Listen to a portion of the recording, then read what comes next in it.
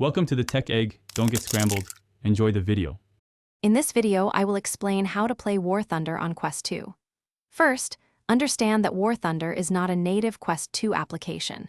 You will need a powerful, VR-ready personal computer to stream the game. Ensure your PC meets the game's minimum system requirements for a smooth experience.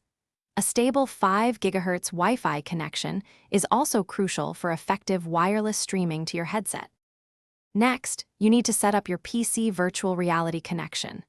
Begin by installing the official Oculus PC application on your computer. Then, configure either Oculus Link using a USB 3 cable or AirLink for a wireless connection. Additionally, Steam VR software is absolutely necessary to launch and run War Thunder in virtual reality mode. Always ensure all your virtual reality software is updated to its latest version for best performance. Once connected, it's time to configure War Thunder for virtual reality. Launch the game through Steam VR or the Oculus application.